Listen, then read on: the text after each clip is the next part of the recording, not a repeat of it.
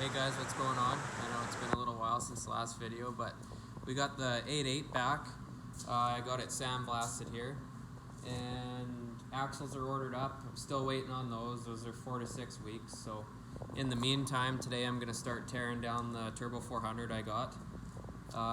There's another farm find. It's been kicking around for quite a few years, so I know it was in Dad's 53 Chevy. I was the last one to drive it, so I know it worked and everything, but I think we'll be doing a full rebuild on it and trans brake and all that stuff. But in the meantime, the truck's just been kind of at a standstill. Got the windows tinted.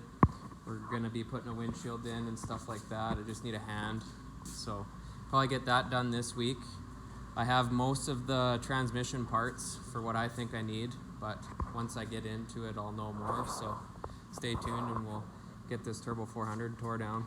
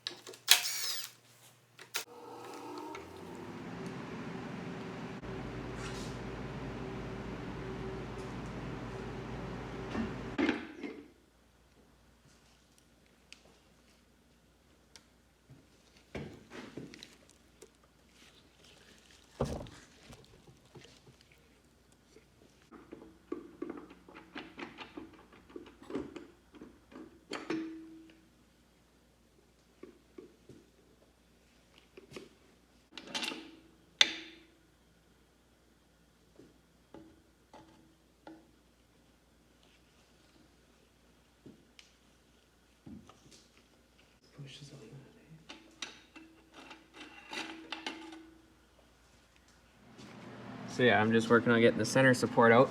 I had to grind down my 12-point socket to fit in there, in between the casing, so I can get that center support bolt out. Always some modifications going on. So here's the empty case. A couple other small things to take off here before I take it in to get washed up. But yeah, there'll be some bushings to replace, seals. Got the casing all cleaned up, so I can go through each clutch pack individually and clean them up and rebuild them as I go. Some of the stuff I won't be reusing. Some of the stuff I'll be modifying, leaving some seals out for the trans brake. Gotta drill a hole in my direct drum there. Yeah, be a few things to do yet before I get assembling it. The lower planetary assembly is all rebuilt, just waiting on a low roller clutch.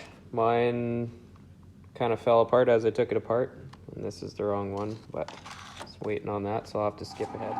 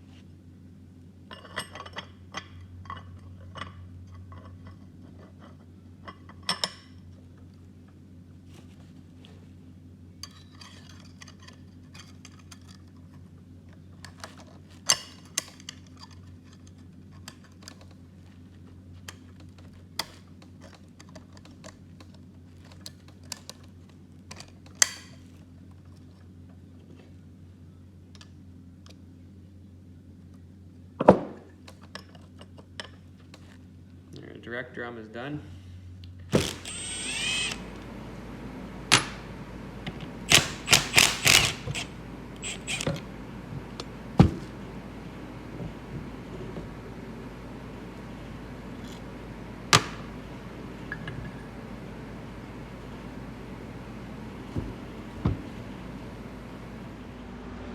So the parts are just about ready to go back in the Turbo 400. All the clutch packs are rebuilt, center support, lower output assemblies, all been gone through the oil pump. Did the restrictor feed mod, a few other things. As I went, I was doing the trans brake installation too. Still got the valve body and stuff to put on once I get all the parts thrown in there. So it's all back together, just need to finish the valve body and the servo and finish putting the trans brake kit on there. And then she'll be, well, it's finally done and on the stand. That was my first time going through an automatic transmission, so hopefully it works. There's a lot to see, a lot to do. The trans brake's installed, it's fully rebuilt. I had some help from Russ here and there.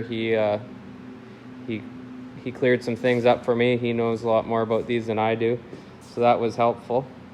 I got this 80 yoke here, the slip yoke, that I got from one of the transmissions anyway, so I'm going to take it and get it machined, shorten it up a little bit. It's got 1350 U-joints, so that's what I'll use on this truck. That's what I got for the pinion yoke on the 8.8 to install yet, so just waiting on a pan gasket, and then I'll get a converter spec'd out once I know a little bit more. I haven't fully decided on the setup yet. I'll have to make a decision here soon on cam and turbo setup and what we do with that, and maybe weigh the truck one more time, get a weight with the glass and the cage and interior in there now, and that'll give me a rough idea for them to spec out a cam. Oh, now the heater turns off. But yeah, well, I didn't videotape a lot. There was a lot going on. I had to pay attention. The whole shop was kind of set up just for this build, so I didn't videotape much, that's for sure.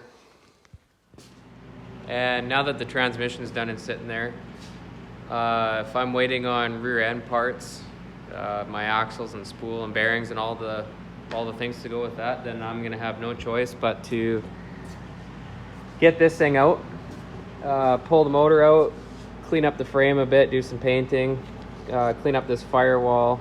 Now that I got the heater and that stuff out of there, I'd like to get that cleaned up. This, I think I already told you guys, I do have this motor sold already, so that's kind of nice. Get it pulled out and to the new owner, and then decide on which of these two turds I want to use. That one has low oil pressure. This one literally had a turd in it.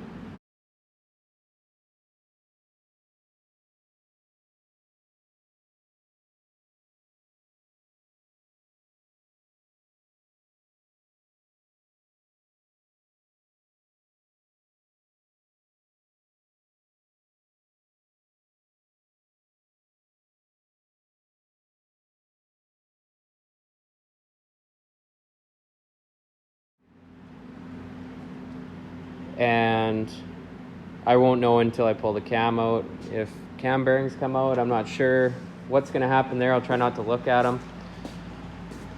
If they come out, then I have no choice but to pull it down a little bit more, but we'll get there. We'll get there. We'll figure it out. But I think that's going to do it for this one, guys. Stay tuned for more on the C10.